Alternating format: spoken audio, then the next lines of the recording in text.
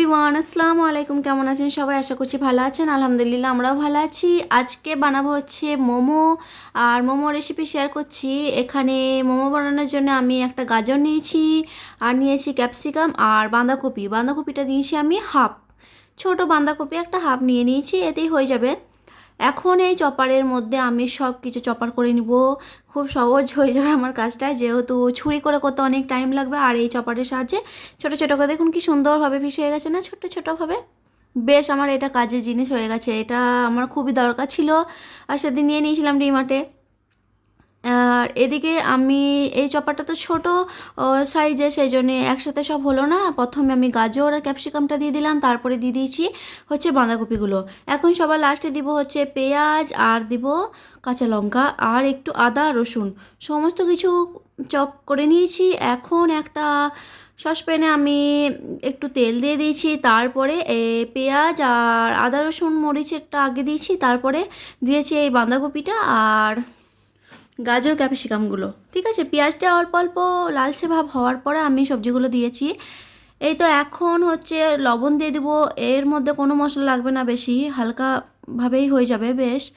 আর ক্যাপসিকামটা না দিলেও হবে, কিন্তু আমার কাছে ছিল, ভাবলাম ক্যাপসিকামটা দিয়ে দিয়ে আরও একটু স্বাদটা ভালো লাগবে। এদিকে মোমোর জন্য আমি ময়দা নিয়ে নিয়েছি, আর নিয়েছি হচ্ছে অল্প পরিমাণে একটু আটা। এখন সাদা তেল দিয়েছি, আর দিব হচ্ছে অল্প গরম পানি দিয়ে আমি ডো বানিয়ে নিয়েছি। ডোটা আমি রেখে দিয়েছি এদিকে। আর এদিকে এই তো সবজিগুলো থেকে আমার পানি ছেড়ে এসেছে। এখন যে পানিটা আছে সেই পানিটাও এখন শুকিয়ে নিব। এই তো, আর অল্প একটু দিয়ে দিয়েছি হচ্ছে জিরে গুঁড়ো পাউডার, আর আর কিছু দিব না ওখানে, লবণ আর জিরে পাউডার, বাস। এতে আমার হয়ে গেছে মোমো স্টপিং রেডি হয়ে গেছে। এখন এখন এটাকে ঠান্ডা করে নিব, তারপরে মোমো বানাবো। আমি কিন্তু ফার্স্ট টাইম বাড়িতে মোমো বানাচ্ছি, বেশিরভাগটা বাইরে খাওয়া হয়। ভাবলাম আজকে একটু মোমো বানাই। ইডলি মেকার আছে, ইডলি মেকারের মধ্যেই মোমোটা বানাবো। এদিকে এই তো সবজি আমার হয়ে গেছে, তুলে রেখেছি। আর মোমোর চাটনির জন্য আমি টমেটো নিয়ে নিয়েছি, টমেটোটা আর দিয়ে দিয়েছি শুকনো মরিচ। এখন টমেটো শুকনো মরিচ হালকা একটু লবণ দিয়ে সিদ্ধ করে নিব। পানি দিব না, যেহেতু টমেটো থেকেই পানি বের হয়ে আসবে। আর এদিকে আমি কি হয়েছে, মোমোগুলো অনেকগুলো আমার বানানো হয়ে গেছে, আর ভাবছি ভিডিওই তো করা হলেও না, মানে ভিডিওটা অন করতে ভুলে গেছিলাম বানাতে বানাতে।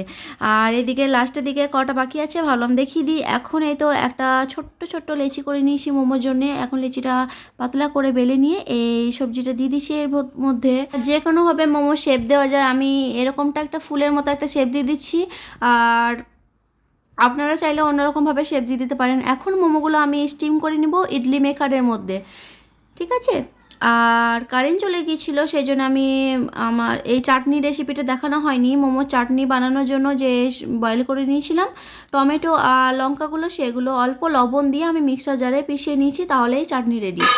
এদিকে মোমোগুলো স্টিম করার জন্য আমি পানি দিয়ে দিয়েছি ইডলি মেকারে, আর দিয়ে দিয়েছি এই আমার সবজি ছাকনার মধ্যে, সব একসাথে হয়ে যাবে আর একটু ভালো কুক হবে, সেই জন্য আমি এটা ব্যবহার করেছি।